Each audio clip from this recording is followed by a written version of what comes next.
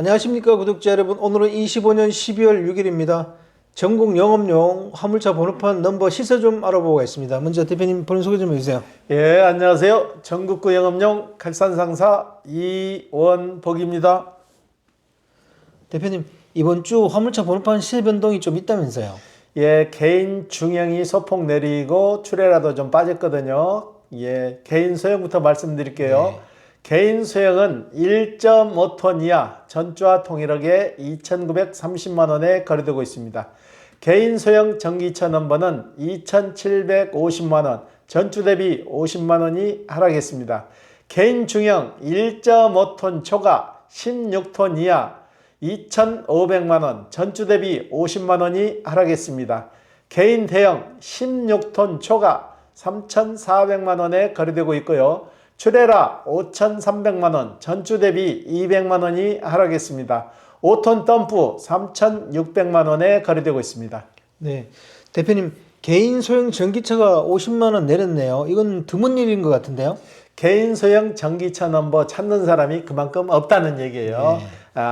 전에같이 개인 소형 전기차 넘버가 좀 나와서 활성화가 되면 되는데 거의 찾는 사람이 없다 보니까 소폭 내렸고, 그리고 개인 소형 전기차를 사더라도 지금은 국가 보조금이 지급이 안 되니까 내년 2월이나 돼야 국가 보조금이 지급되니까 그때는 수요가 좀 몰릴 것 같아요. 예. 네.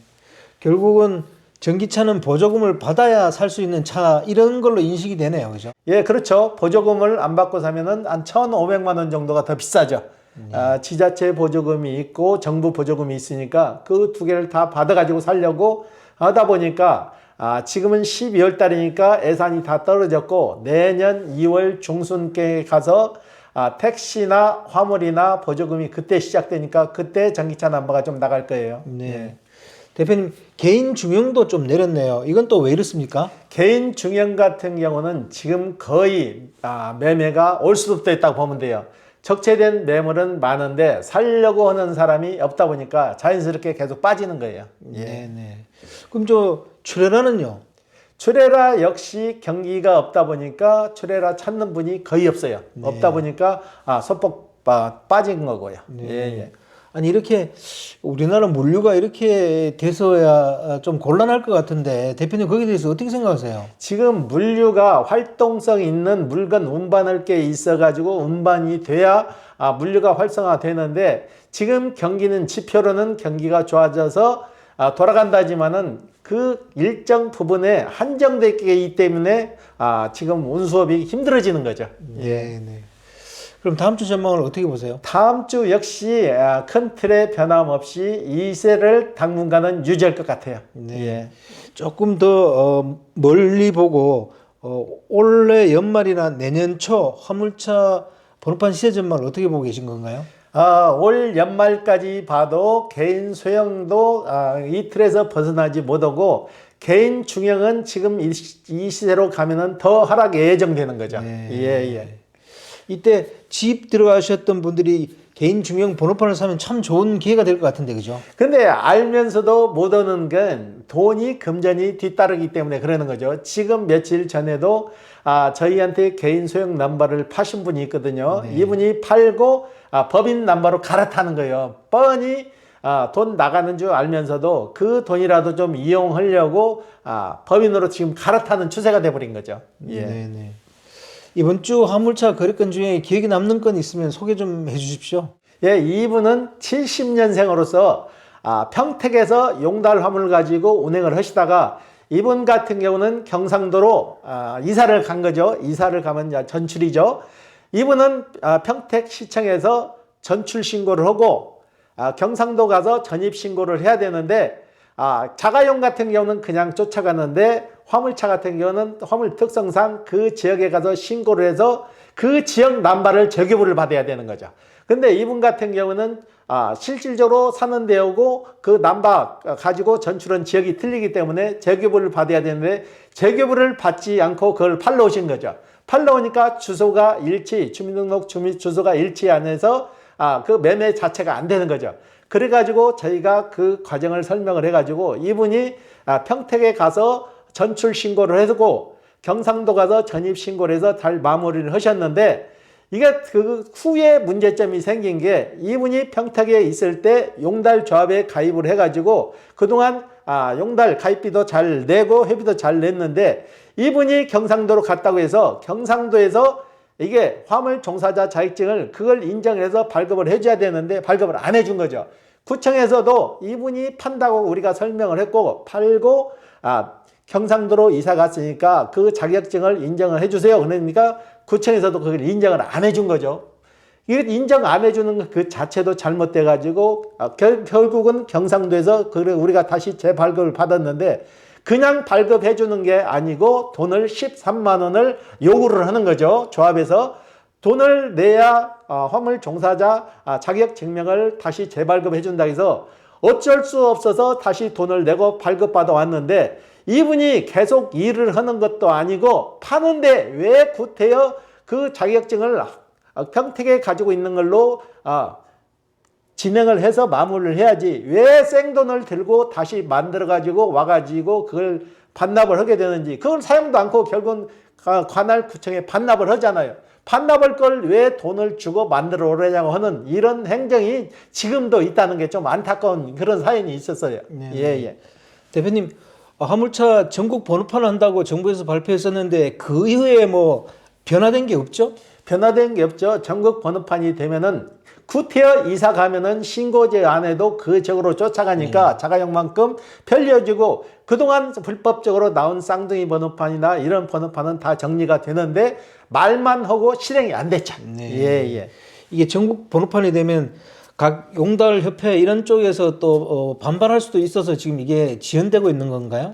그렇죠. 그 지역에 가면은 또 가입비를 받고 그걸 만들어주고 돈도 받고 관리비도 관리하는데 그게 전국으로 되면은 서울에 있던 사람이 부산으로 가더라도 그걸 인정받는 꼴이 되니까는 그 지역에 수익이 줄어드니까 아무래도 좀 협회에서는 반대를 하겠죠.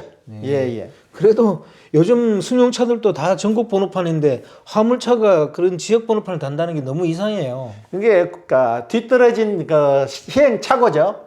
전국 번호판으로 가서 내가 인천에 살다가 서울로 가면은 자연스럽게 따라갈 수 있게끔 지역 번호를 넣지 말고 앞번호, 뒷번호에서 만들면 얼마든지 가능한데 그걸 발표만 하고 시행 자체가 안 되고 있는 거죠. 네, 참 빨리 이런 부분은 개선돼야 될 것 같습니다. 그렇죠. 네. 예. 대표님, 오늘은 영업용 화물차 보험에 대해서 많이 문의들 하세요. 그래서 화물차 보험료가 승용차보다 훨씬 비싼 이유가 무엇인지부터 좀 얘기 좀 해주세요. 당연히 화물차가 승용차보다 훨씬 비싼 이유가 있죠. 승용차는 정해진 공간에서 그렇게 많이 움직이지 않잖아요. 그리고 많은 짐을 실어 날리는 것도 아니고 소수 인원을 태우고 소수로 운행하기 때문에 운행거리가 좁기 때문에 보험료가 좀 싼 거죠. 그리고 사고율이 좀 적죠. 화물차는 짐을 싣고 전국을 운전하고 운전은 시간이 길다 보니까 사고율이 많으니까 보험료도 비쌀 수밖에 없는 거죠. 예. 톤수별로 보험료 차이가 많이 나요? 연령대, 톤수별 다 틀리죠. 지금 보험회사도 토탈 내놓은 걸 보면은요, 자차 포함 신차 기준, 법규 위반이나 수용 경력을 인정한 걸로 계산을 하다 보면은 20대가 1톤을 샀을 때 들어가는 비용은 180만 원 정도, 20대는 사고율이 많으니까 아무래도 좀 비싸죠. 그 다음에 2.5톤으로 갔을 때는 230만 원, 5톤으로 갔을 때는 330만 원, 11톤으로 갔을 때는 730만 원 정도 부과가 되는 거죠. 20대는. 그 다음에 30대로 가면서 좀 낮아지는 거죠. 30대는 그래도 20대에 비해서 운전 기술이나 능력이 좀 더 높게 평가되는 거죠. 30대는 1톤으로 갔을 때 자차 포함했을 때 130만 원 정도. 그 다음에 2.5톤으로 갔을 때 170만 원, 5톤으로 갔을 때 250만 원, 11톤으로 갔을 때 550만 원. 그러니까 적은 톤수에서 높은 톤수로 갈수록 차체 가격이 비싸니까 좀 높아지는 거죠. 그리고 40대로 갔을 때 1톤은 140만 원 정도, 2.5톤은 160만 원, 5톤은 260만 원, 11톤은 580만 원 정도. 그 다음에 50대로 갔을 때 1톤은 150만 원, 2.5톤은 170만 원, 5톤은 360만 원, 11톤은 750만 원 정도 부과가 됩니다. 그 다음에 60대로 가면 나이가 고령으로 들어가는 속에 축해가지고 가격이 좀 올라가죠. 60대로 가면은 1톤으로 갔을 때 200만 원, 2.5톤으로 갔을 때 240만 원, 5톤으로 갔을 때 380만 원, 11톤으로 갔을 때 750만 원. 그 다음에 70대로 가면서 요금이 더 오르는 거죠. 이제 나이가 고령으로 가다 보니까 1톤은 250만 원 정도, 2.5톤은 290만 원, 5톤은 410만 원, 11톤으로 갔을 때는 750만 원 정도 상향이 됩니다. 가입 일자나 보험사 인수 조건에 따라서 차량 연식 따라서 금액이 좀 다를 수 있고 보험료는 상이할 수가 있습니다. 네. 예. 보험료는 차이는 좀 있을 수 있다는 거죠? 그렇죠. 네. 예. 쭉 보니까 30, 40대가 그래도 보험료가 제일 싸네요. 나이가 가장 젊고 안정적인 나이잖아요. 네. 그리고 아주 젊은 층이나 나이가 먹을수록 운전 능력이 좀 떨어지니까 보험료가 좀 높게 책정되는 거죠. 네. 화물차 가격이 높으면 보험료도 당연히 더 비싸지겠죠? 당연히 차 자체가 비싸니까 높은 차로 갈수록 보험료가 비싸질 수밖에 없는 거죠. 그래서 일부는 자차 보험을 안 드시는 분들이 좀 많은데 운전은 나만 잘해서 되는 게 아니고 상대방이 와서 들이받을 수도 있고 내가 상대방한테 피해를 줄 수도 있는 거잖아요. 그래서 웬만하면은 자차까지 드는 게 아무래도 좀 유리할 거예요. 그렇다고 보험을 들었다고 내가 간단한 사고 났을 때도 일일이 다 보험 처리를 하게 되면 보험 할증은 한번 되면은 쉽게 떨어지질 않죠. 네. 보험 할증이 다시 떨어지려면 3년이 지나야 보험 할증이 떨어지니까 소소한 금액 갖고는 보험 처리 안 하는 게 더 이익입니다. 네. 예. 화물차 보험에서 많은 기사님들이 놓치는 중요한 특약은 뭐가 있어요?